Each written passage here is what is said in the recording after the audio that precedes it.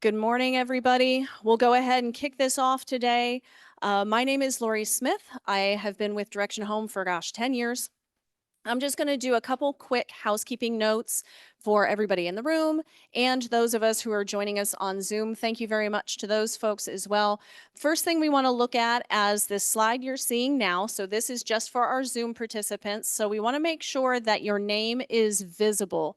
If you are signed in by a phone number or you are using a shared link and your name is not visible, I will not be able to get you CEU credit if that is what you're seeking. So I need to see your name, and you can do that by clicking those three dots. You'll see a window with should be your name. Click the three dots next to it, and then choose rename and type your name in. We also want to make sure that you are muted and your camera is off, and that just helps to keep any distractions down for our other participants watching. And then you also want to make sure that your chat window is open. So if you have a question as this presentation is going on, go ahead and put it in the chat. And then when our presenters are done with this training today, I'll go ahead and read those questions to them and they can answer them for you. In-person people, again, we'll wait till the end to go ahead and do those questions. In-person people, we want to make sure that everybody checks in and out, especially if you're receiving CEUs. It's important that we get the times accurately, again, so the licensing board can see the time that you are here. We have a QR code to do that. It was on the screen, or you can do that with us in person. Virtual people, you do not need to scan that QR code. Just by logging in, we capture your time that you've been here. So you do not need to do that QR code. I think that is all of my housekeeping. No, I just lied. So at the end, we will have an evaluation available to you. Virtual people, you should have gotten a reminder email with that link in there. I will also drop the link in the chat for you to complete that evaluation. Mandatory to receive CEU credits. In-person people, there will be a QR code on one of the last slides that you can scan with your phone. If you have a phone that doesn't do QR codes, come see me at the check-in table and we'll get that done. But mandatory for CEU people. If you're not getting CEUs, we still like to have your input. We want to make sure that we're getting you the information that is valuable to you. Now I'm done. And I'm going to first bring up Callie Jobs. She is one of our fabulous caregiver support specialists with us, and she's going to kick it off for the Dementia CARES approach. Thank you. And this is our clicker, correct? I'm gonna assume yes. Hello, everyone. It's great to have you here today. Like Lori said, my name is Callie Jobs. I am a family caregiver support specialist here with Direction Home. Been with the agency for about 3.5 years now, so still kind of a newbie in some ways, but have worked as a case manager with Direction Home, and then for the last 1.5 years now have been with family caregiver support. And so you'll be hearing from myself today and Theresa, who has been with Direction Home for over 20 years. 20 years this year.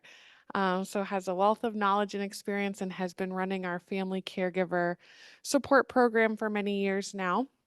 And we are going to be talking about the Dementia CARES approach created by the Healthcare Interactive LLC. So you'll see there that CARES is an acronym that we're going to go through, but this is using a person-centered approach in caring with somebody for dementia.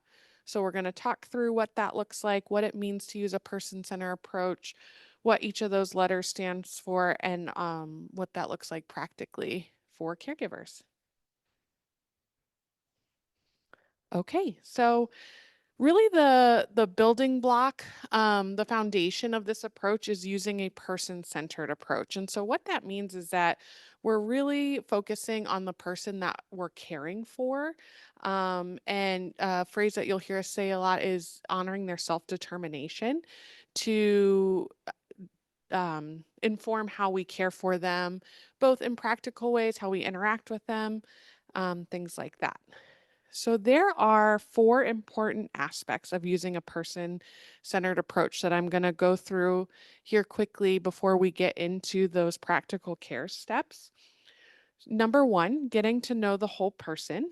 each person has a rich history, lifestyle, likes, dislikes, needs, abilities, and to learn about that person. So I've heard it said before that if you've met one person with dementia, you've met one person with dementia. Everybody is different, just like all of us, right? We all have our own history, story, likes, dislikes, needs, etc. This doesn't go away with a dementia diagnosis. And the way that I like to think about it is the back of a tapestry. If you've ever seen the back of a tapestry, there are a lot of different threads that are different colors, may look a little bit blurry, disorganized, but then when you turn it over, you see this beautiful picture. And that's what we are as human beings, right? There's many parts of us that are all different that make up the artistry of who we are as people. Number two, recognize that each person has the same human needs as you do. So um, try to think of somebody with dementia um, that you have more in common with them than you don't. And so this can help us empathize more as caregivers, realizing that we have a lot more similarities than differences. However, jumping into number three, learn it and accept the other person's sense of reality. So while we can recognize that we have more in common than maybe we don't, we also need to recognize that the person that you're caring for, the person that's living with dementia, is going to have a different sense of reality than you do. So sometimes it helps to take a step back and to try to see things through their eyes. And again, that will just kind of open up your perspective to help empathize more, to help understand behaviors or things that they do what they do. And lastly, think positive. So focus on the person's remaining strengths and abilities. Be confident that using a person centered approach, like the CARES approach that we're going to talk about today, can make a really big difference. And using this person centered approach will really help the person that you're caring for with dementia. But I think what you'll find is that it's really going to help you as a caregiver to recognize their strengths and abilities, which is really something to be recognized. You know, this diagnosis or this season of life, it can be really easy to focus on what somebody can't do. But if you really shift that perspective to what they can do or still can do, it makes a big difference, not only with the person that you're caring for, but for you as a caregiver as well. So that is our foundation of a person centered approach. Like I said, we're going to, oh, all right, I think I'm going to advance on the screen here. Okay. So that is the foundation for our person-centered approach. And something else that we're going to talk about before we get into the CARES model specifically is the importance of choice and self-determination. So if the person that you're living with or the person that you're caring for can't make decisions on their own, you can always offer a couple of choices. And so part of the person centered approach includes that choice and self determination. Oops, sorry, I'm getting ahead of myself here. Nope. Okay. And something that else is important to recognize is that all these points are dependent on what stage the person is in. Again, every person is different. We want to recognize that. People may be in different stages of dementia, but we want to look at offering choices and honoring self determination as the rule rather than the exception. So, a lot of times it can be easy to take over and make choices for somebody who is still capable of making their own choices if they're presented in the correct way. And it may surprise you on how many choices that you're able to offer when are appropriate.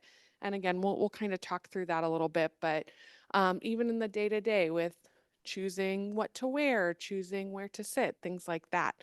Like I said, it may be surprising if you really stop and think how many choices you're able to offer. And this shows dignity and respect. It is, I think, how we could all agree that we would want to be treated. Um, and Especially, like I said, helping empathize with your own self. So we want to make sure that if someone is from another culture of who we're caring for, that we make sure to offer choices that respect their identity. Again, that's really important.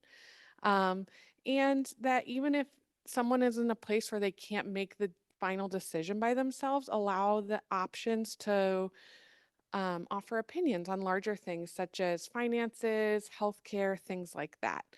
And finally, we want to just really emphasize that putting yourself in someone else's shoes, if you weren't able to make these choices for yourself, how would that make you feel?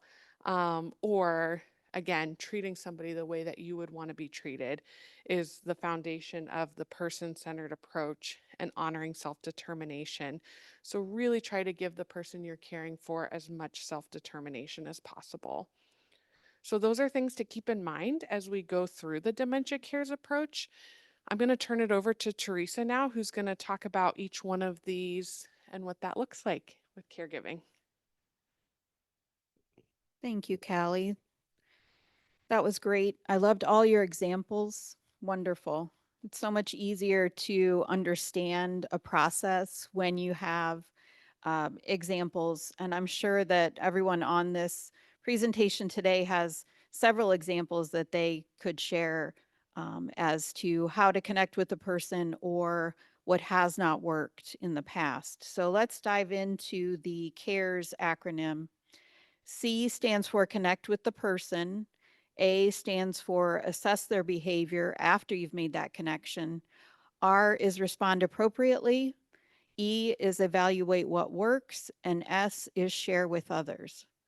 So we know how important it is that if we find an approach that works, we need to make sure to share that with everyone, right? Because that's going to work as long as it does. We'll just put it that way because we know that things change day to day. So connecting with the person, it's important that you greet the person and use his or her preferred name and introduce yourself every time you visit or even re-enter a room. Be calm, do not rush, and smile. Now, this particular excuse me, technique was initially developed for people who are home health aides or aides in a facility. Excuse me. So that's why they're saying introduce yourself every time you visit or even re-enter a room. So you could be visiting someone in a facility, or this could be your loved one that you're caring for at home. It's just important to make sure that you greet them and be calm, smile. Even if you're not having to introduce yourself every time you come back into the room, appearance and nonverbal is everything when you're trying to connect with the person. A is for assess the behavior. So after you're communicating or connecting with that person, assess their nonverbal and verbal behavior to see what works. I'm going to take a step back real quick to the connecting. Some examples of this would be sharing your love of pets, let's say, or talking to the person about a book that you see on their side table, making sure that you notice collectibles that they have in their home or their favorite chair, different things that you notice in the environment that can tell you a little bit about the person and help you connect with them. It's important to remember too to not test the person by asking things like, do you remember me? Or, oh, you remember when I was here before. That usually just makes the person uncomfortable because they may not remember you. So it's best not to say, do you remember when? I think we've talked about that before too in caring for those with dementia. So you've communicated with the person and now you're assessing their nonverbal and verbal behavior to see what works. You're going to look at nonverbal cues, verbal responses. Do they make eye contact with you? Do they smile when you smile? Do they seem to get agitated or uncomfortable based on what you were trying to connect them with? So you're assessing what works and not works. And then you're going to respond appropriately. So if the behavior is positive, in response to your communication with them, then lean into that and focus on what their interests are and what they responded to.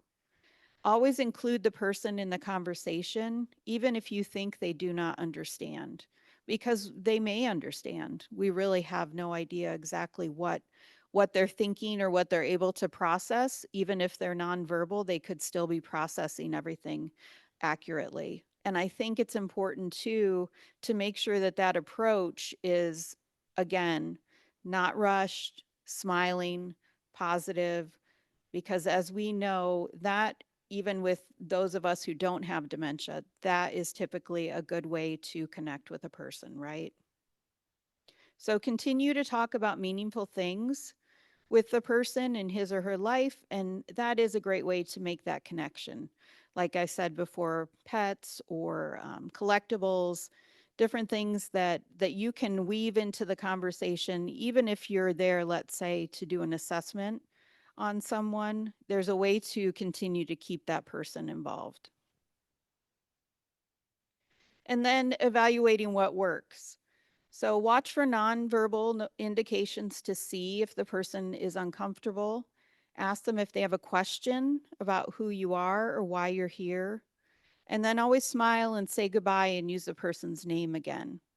So once you understand that connection and what works as far as communicating with them, that's extremely important that you make a note of that.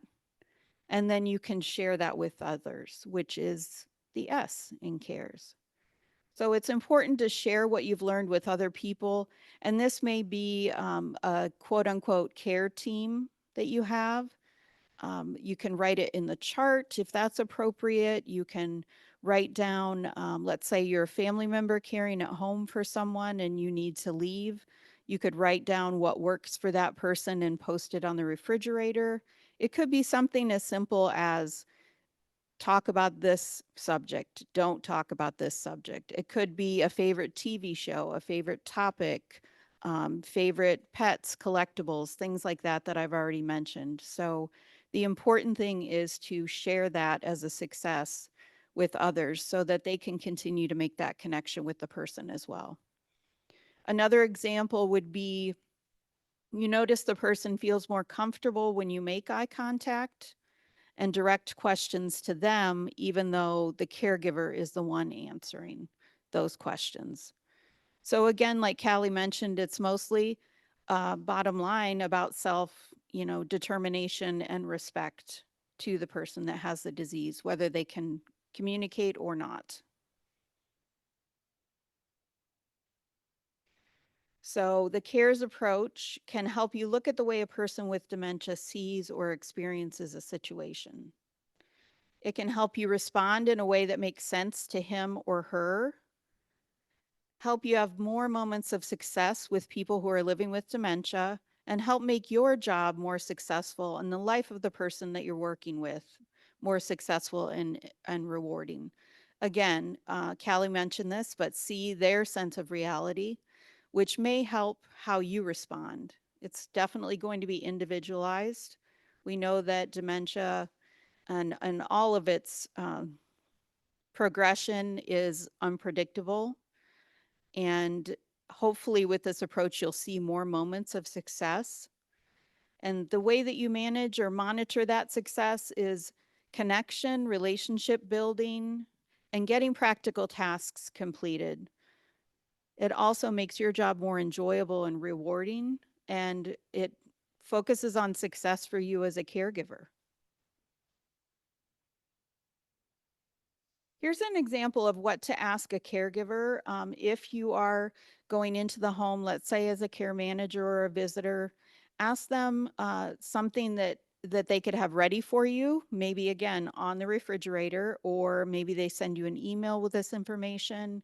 If the person is in a facility or has paid staff coming in to assist, this is a good outline of what to post in a prominent place, such as by their bed or chair. And this is something that we suggest with the CARES approach, just to share all of that information with everybody on their quote unquote care team. So you list their preferred name, their top 3 personal interests and then what they like to talk about. An example was a difficult member with his cat. Someone who entered the home wasn't even sure if the cat existed, but when they discussed this with the person who was taking over the case, they made sure to let them know that he loved to talk about his cat. Whether the cat was still in existence or not, that was something that they could connect on, and it was important to share with others.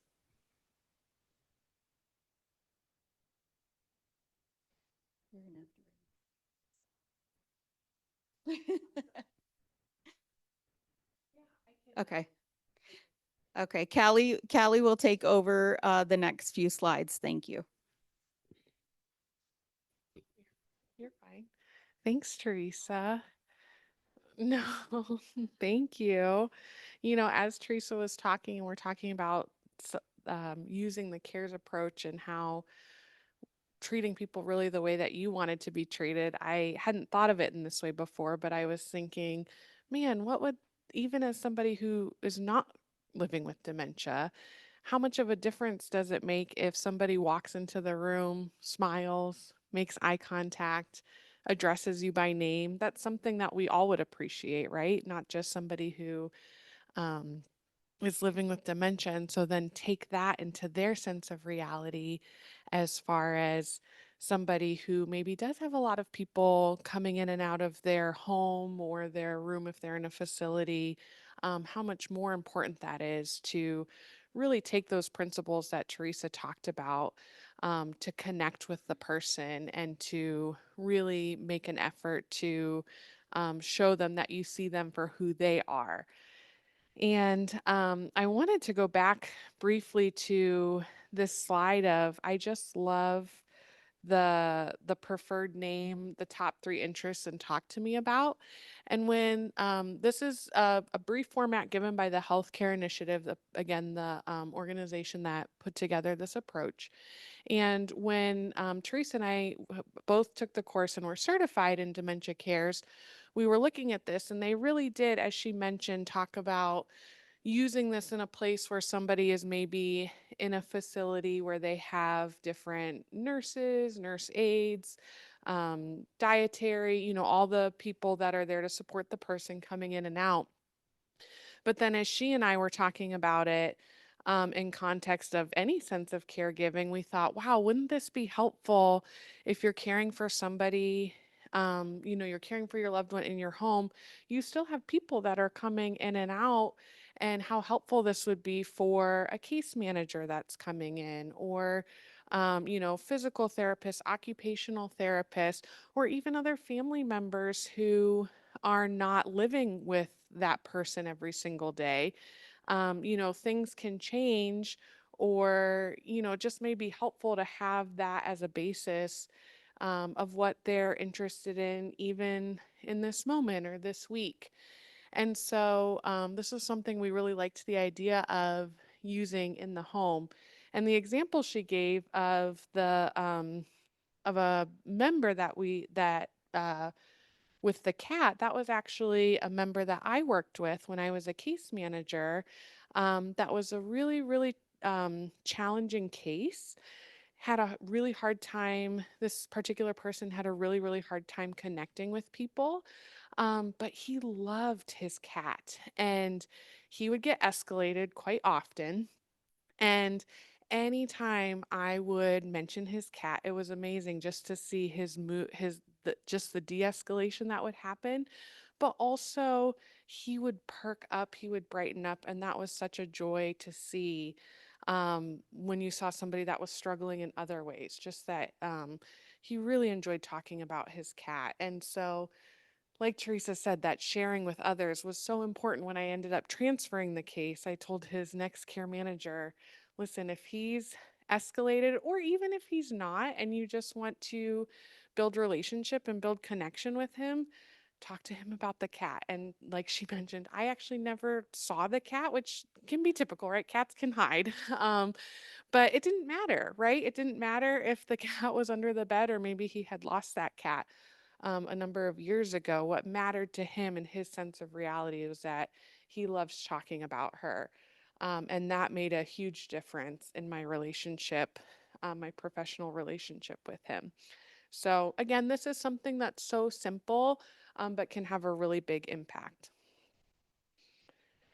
And we just want to wrap up talking about, again, dignity, respect, and choice. Everything we do should be rooted in dignity, respect, and choice. And I think we could all agree that's a way that we would all like to be treated.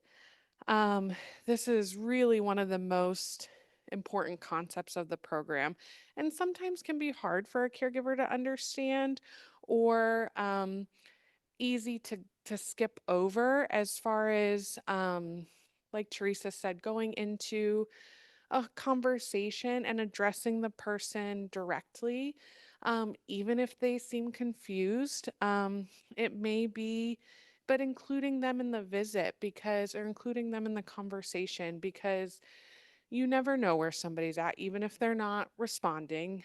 You never know what they're taking in. But also, too, it's just a basic principle of respecting that person.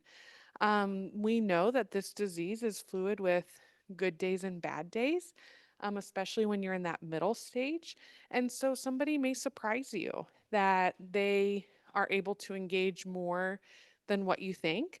Or even if they don't, again, just can't emphasize enough how important it is to respect that their dignity. But um, that, in the midst of those good days and bad days, it's not up to us to decide where somebody is at. It's up to us on how we treat them with that dignity and respect. Okay, so Teresa's going to talk through some resources that we have that might be helpful. And then, too, I think we'll have time for questions.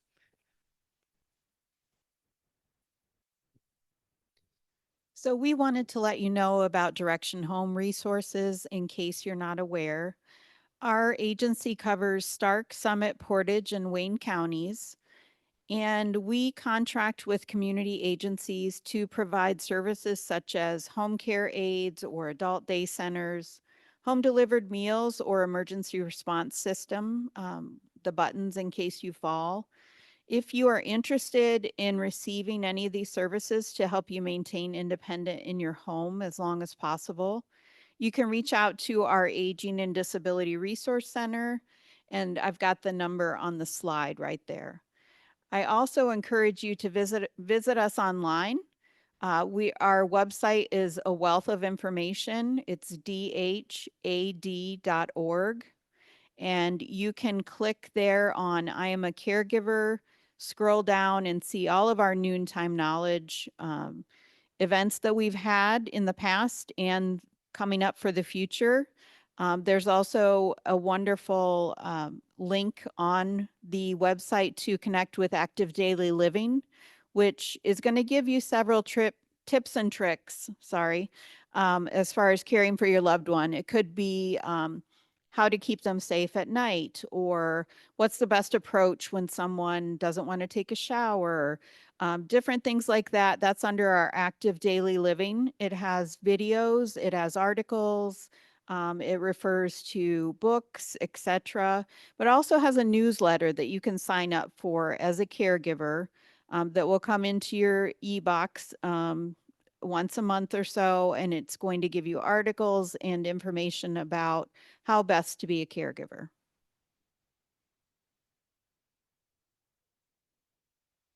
Before we go, whoops, I think they're out of, no.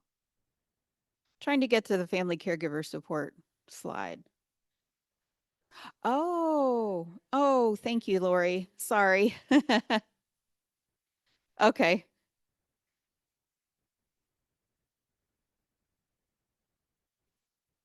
One under there. Oh, you just want to ask questions from online, please. Okay, thank you.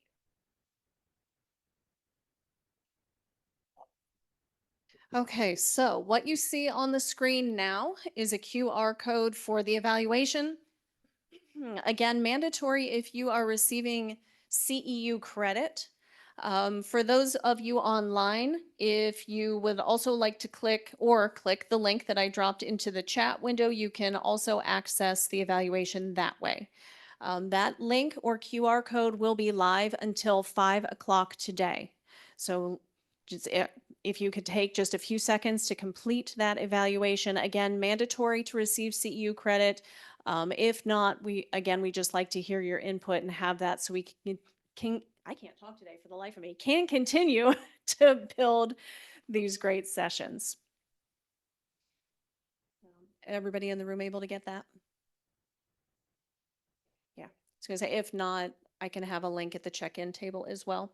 And while we're finishing that, if anybody online has any questions, you can drop those into the chat window, and I am happy to read those out to Theresa and Callie. I do see one. Actually, do you want to do your resources before we move on to the Q&A? Sure. Okay. So part of Direction Home and what Callie and I do specifically is the Family Caregiver Support Program. This program is open to the community. So if you are a caregiver of a loved one, you can reach out to us and we can assist you with any kind of resources you may need or how to join our caregiver support groups. The nice thing is, like I said, it's open to the community, so you don't have to be on Direction Home programs to access this support. Some examples of questions to ask yourself if you need this support is, number one, are you taking care of a loved one? And is the extra responsibility becoming too much to manage? So we're designed to assist you as caregivers with any kind of challenges you face. We can give you just information and assistance over the phone or by email. We can do speaking events for groups and educate you on the different resources in the community, but also the disease process. And then, like I said, we do have support groups. We have a virtual group that meets weekly on Mondays from 1 to 2. And then all of our in-person groups are monthly. And we now have advanced to where we do have a support group in person for each of the counties that we serve. As of the end of this month, we will be starting one in Wayne County, and that's our final county that we are able to serve. So we're excited about that because it's been a long time coming, trying to get all the contacts together and make sure that we're supporting everybody in all 4 counties. Lori, you want to open it up to? Okay, so I do have a question online. She says, my husband has white matter dementia. He has an addiction to sweets and soda. I try to limit him, however, he becomes agitated if he can't get them. Any suggestions? He is a diabetic type 1 on oral meds. His A1C level is 6.5. There's a couple suggestions I would make. One would be to learn what best distracts him. So it may be something that's an activity that he used to like. It may be just a conversation, a topic he likes to talk about other than sweets. It could be having somebody come and visit so that he doesn't regularly have, that on his mind.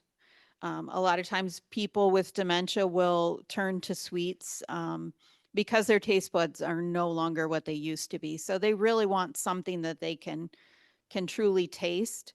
I understand with the medical issues with the diabetes that it's not ideal to let him, have any kind of sweets that he likes, but also I encourage caregivers to lower their expectations a lot of time with these people, because you kind of look at it like, what's the one thing that they have left that they enjoy, that type of approach. But absolutely try to find ways to distract them. Any questions from the room? I'll bring the mic over to you so our Zoom people can hear. Is it income dependent to qualify for this group? No. So when I say we're open to the community and the public, it's completely free. It's based on funds that we receive from the Older Americans Act. So we're able to offer that to anybody in Stark, Summit, Portage, and Wayne counties. And if you live outside of our 4 counties, there are also other family caregiver support programs at the various area agencies on aging that cover Ohio. They may look different, their funding may be different, but there is still support out there regardless of what county you live in. Any other questions from the room? Anybody online can drop them in the chat. All right. Hearing nothing. One last glance at my screen. No. All right. With that, yeah, any last thoughts from either one of you? I think it's just important, again, to remember to see the situation from your loved one's perspective or your client or member's perspective. They may get agitated and you may have no idea why, and that's okay. Sometimes you just have to change your approach and learn what works best with them, like Callie did with the gentleman with the cat. I love that example. And it's important too. One thing I consistently say to my caregivers, and I've said this just a few minutes ago, but lower your expectations. So be more realistic about what you can expect from the person with dementia. And I think that that will go a long way as far as connecting with them and being able to care for them a lot better. Yeah, I just saw we did get one more question. Somebody online was approached by CareForth and they are not sure if they are legitimate. CareForth is legitimate. They are an organization that I have received emails with, and I've also met a couple of their employees. I cannot recall what all they do, but they are legitimate. I will tell you that. Good to know. All right. Anything else from the room?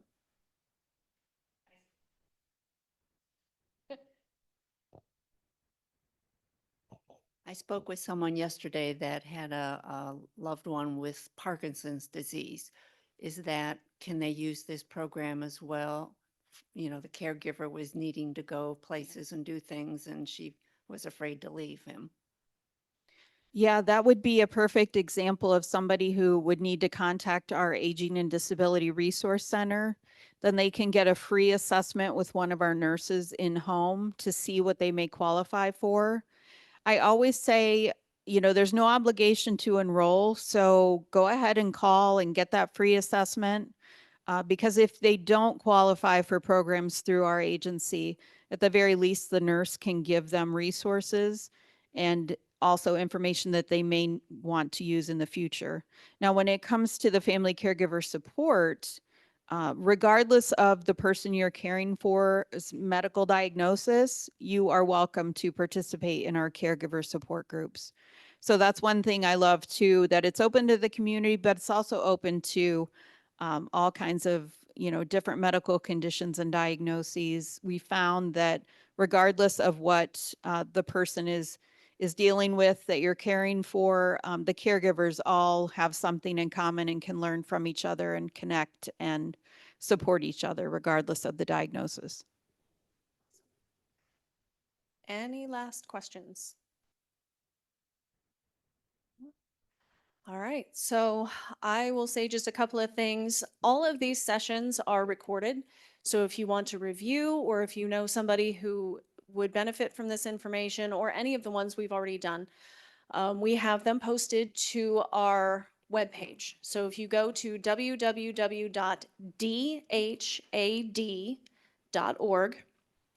and you'll see a button on there that says I am a caregiver. If you click that button, you will see a place that says something to the effect of missed one, want to refresh the noontime knowledge. Just click that and there's a whole playlist of ones that we have done previously. This one will be added shortly.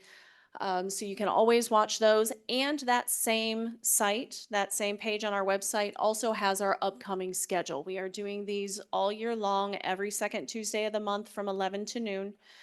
So please feel free to join us on Zoom or in person for our upcoming workshops. So that's those. CEUs, if you're getting credit, your certificates will be emailed by the end of the week. Please give me until Friday, close of business, to get those emailed to you. Social workers, counselors, I will report your hours into CE Broker for you. Nurses, nursing home administrators, or any other licensure that has reciprocity, you will self-report to your own board. But expect all of that by Friday.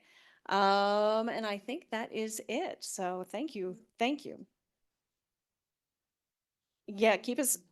Yeah, we've got a schedule through the end of December, but if you want to share anything that might be of interest to you, please email us and let us know. We are always looking, these are for you, right? So we want to make sure that we're getting you the information. Thanks, Michelle. There's my voice. So yeah, please send us things that you want to hear about, that you're curious about, that you want to learn more about. And that's how we can continue to make these really good informational sessions. So thank you, appreciate it. Bye Zoom people. Bye in person people.